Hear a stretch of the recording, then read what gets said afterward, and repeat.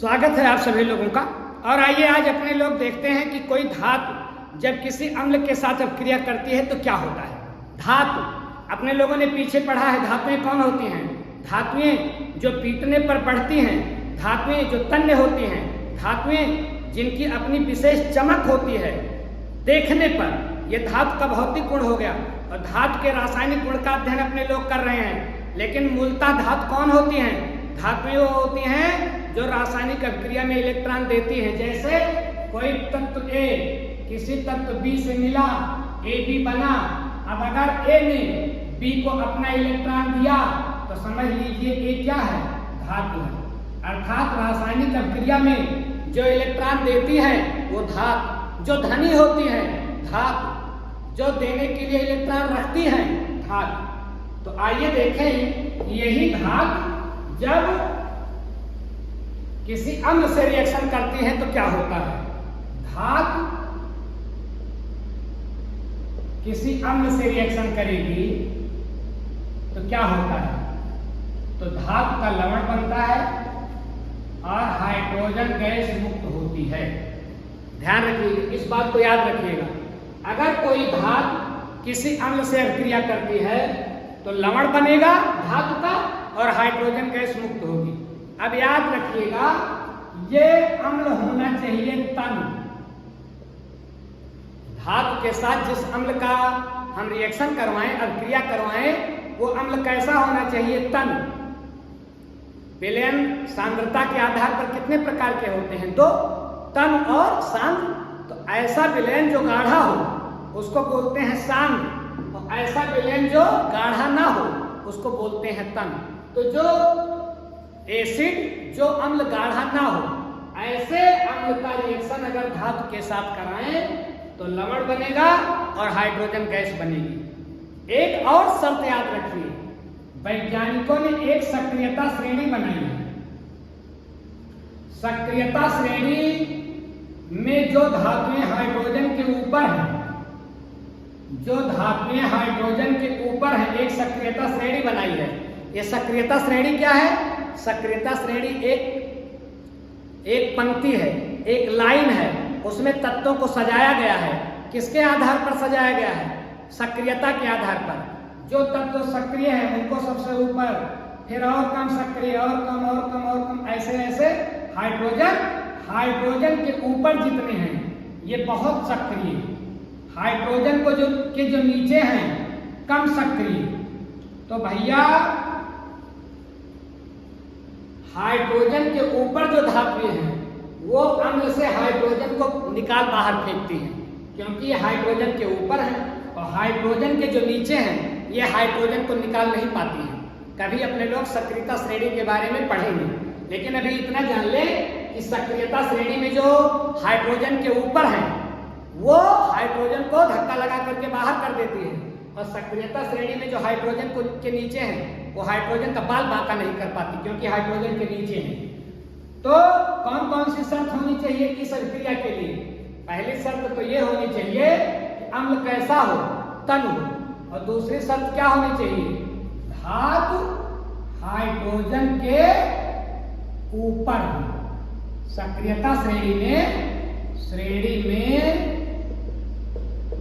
Hydrogen के ऊपर हो धातु, तब हाइड्रोजन को निकालेंगे। आइए कुछ उदाहरण देखें, आपकी समझ में आ जाएगा। देखिए जैसे Na एक धातु है और इसकी अभिक्रिया कराई गई सल्फ्यूरिक एसिड के साथ, मतलब H2SO4 के साथ। अब H2SO4 के साथ कराई गई सोडियम की अभिक्रिया। सोडियम एक धातु है, सोडियम चूंकि सक्रियता श्रेणी में हाइड्रोजन के ऊपर है तो हाइड्रोजन से कहता है मिस्टर बहुत जल्दी हट जाओ, क्योंकि मैं तुमसे ऊपर हूँ, तुमसे श्रेष्ठ हूँ, तुमसे ग्रेट हूँ, निकल जाओ। तो हाइड्रोजन भागता है, तो और उसकी जगह पर सोडियम खुद आ जाता है। तो क्या हो जाएगा? Na2SO4 और प्लस H2 भागता है, भागते भागते उड़ ही जाता है, निकल ही जाता है। तो हाइड्रोजन गैस भाग जाती है, उड़ जाती है, और Na2SO4 मतलब सोडियम सल्फेट बन गया। कैसे बन गया? अब ये H2SO4 कैसा है? तन, और Na हाइड्रोजन के ऊपर है। तो अगर धातु हाइड्रोजन के ऊपर है और एसिड तन है तो फिर धातु हाइड्रोजन को निकाल करके बाहर करती है और लवण बनाती है। कंफर्म हो गए। एक और उदाहरण देखिए, जैसे Mg प्लस H2SO4। अब ये विलयन होना चाहिए तन, और Mg हाइड्रोजन के है ऊपर, हाँ ऊपर है, तो ऊपर है, तुरंत हाइड्रोजन से ये बात करती है, कहती है मैं तुमसे ऊपर हूँ, निकल जाओ। हाइड्रोजन कहती है एवं मस्तु, निकल जा रही हूँ। अगर आप ऊपर हो तो बन जाता है MgSO4 और प्लस H2। H2 बेचारा भाग जाता है गैस बन करके, और बन जाता है मैग्नीशियम सल्फेट। तो भैया अगर विलयन है तन, मतलब विलयन गाढ़ा नहीं है, एसिड गाढ़ा नहीं है, और धातु सक्रियता श्रेणी में हाइड्रोजन के ऊपर वाली है, तो ये हाइड्रोजन को निकाल करके बाहर कर देते हैं। एक आध उदाहरण और देखिए,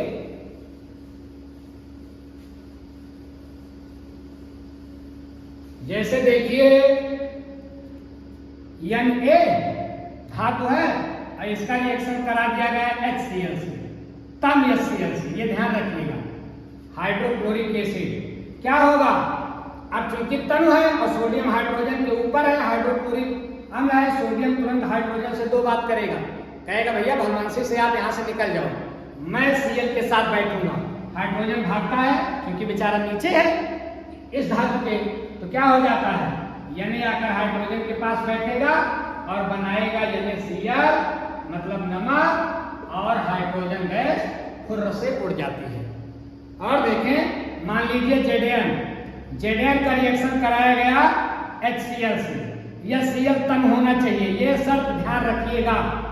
अब Zn क्या करेगा, हाँ Zn हाइड्रोजन के ऊपर है, दो बात करेगा, हाइड्रोजन मान जाएगा और बन जाएगा ZnCl2 प्लस H2 उड़ जाएगा, तो बन गया जिंक क्लोराइड, बन गया सोडियम क्लोराइड। भैया अगर सक्रियता श्रेणी में धातु हाइड्रोजन के ऊपर है और उस धातु का रिएक्शन किसी अम्ल से कराया गया, कैसे अम्ल से कराया गया, तन अम्ल से कराया गया, तो सामान्यतया क्या होता है, तो सामान्यतया हाइड्रोजन गैस 9-2-11 हो जाती है, समझ लेती है कि मेरा कल्याण नहीं है, क्योंकि मुझसे ऊपर वाले बॉस आ चुके हैं, क्योंकि हाइड्रोजन से ऊपर है ये धातु। अब आप ध्यान रखें कि कुछ धातुएं ऐसी हैं जो तन अम्लों के साथ हाइड्रोजन गैस नहीं देती, उन धातुओं का नाम याद रखिएगा, जैसे Ag, Cu, Au, चांदी, कॉपर, तांबा, सोना, ये धातुएं ऐसे हैं जो हाइड्रोजन के नीचे हैं, ये तन विलयन के साथ हाइड्रोजन गैस नहीं देती, ये क्रिया करती ही नहीं है, याद रखिएगा। जैसे अब देखिए Ag और प्लस H2SO4, अगर H2SO4 है तन या HCl ले लें, Ag प्लस HCl, लेकिन HCl कैसा है, तन, तो फिर ये अभिक्रिया नहीं होगी, ये अभिक्रिया होगी ही नहीं। क्यों नहीं होगी, क्योंकि Ag तन HCl के साथ अभिक्रिया करता ही नहीं है, तन अम्लों के साथ अभिक्रिया करता ही नहीं है, और अगर यही सांद्र हो जाए तो अभिक्रिया हो जाएगी, अगर सांद्र हो जाए ये विलयन तो अभिक्रिया हो जाएगी, लेकिन पहले ही ध्यान रखा गया है तनु का। इतनी बात समझ गए, अगर विलयन तनु है तो कॉपर, चांदी, सोना जो हाइड्रोजन के नीचे हैं, ऐसी धातुएं हाइड्रोजन को हटा नहीं पाती क्योंकि ये हाइड्रोजन के है नीचे। और एक बात ध्यान रखें कि एक अम्ल ऐसा है जो हाइड्रोजन नहीं देता है, और अम्ल तो तनु है तो दे देते हैं, वो तनु रहेगा और हाइड्रोजन के ऊपर वाली धातु भी रहेगी, लेकिन हाइड्रोजन नहीं देगा। वो कौन मिस्टर है, वो है HNO3। भैया जैसे दुनिया में अपवाद है, सारे आदमी एक जैसे नहीं हैं, वैसे सारे यौगिक भी एक जैसे नहीं हैं, कुछ बड़े बदतमीज किस्म के यौगिक होते हैं।